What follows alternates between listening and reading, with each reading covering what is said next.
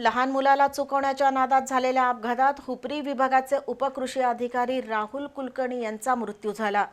रविवारी हेरले इथल्या माळबाग फाट्यावर हा अपघात झाला होता, तर गुरुवारी रात्री उपचार सुरू असताना त्यांचा मृत्यू झाला। हातकणंगले तालुक्यातील हेरले इथल्या माळबाग फाट्यावर रविवारी रात्री अपघात झाला। त्यामध्ये हुपरी विभागाचे उपकृषी अधिकारी राहुल कुलकर्णी गंभीर जखमी झाले होते।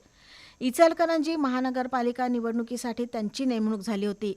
निवडणुकीचं प्रशिक्षण संपून रविवारी रात्री 8च्या दरम्यान ते मोटरसायकलवरून कोल्हापूरकडे येत होते।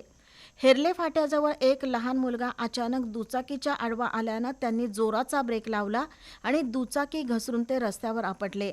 या अपघातात त्यांच्या डोक्याला जबर मार लागला होता। त्यांच्यावर कोल्हापुरातील एका खाजगी दवाखान्यात उपचार सुरू होते, पण गुरुवारी रात्री 8च्या दरम्यान त्यांचा मृत्यू झाला। राहुल कुलकर्णी यांनी जलसंधारणाचं काम मोठ्या प्रमाणात केलं होतं, तर पीक वाढीसाठी त्यांनी अनेक शेतकऱ्यांना मार्गदर्शन केलं होतं। त्यांच्या अपघाती मृत्यूमुळे शेतकरी वर्गातून हळहळ व्यक्त होतीये। त्यांच्या पश्चात आई, पत्नी आणि 2 मुलं असा परिवार आहे।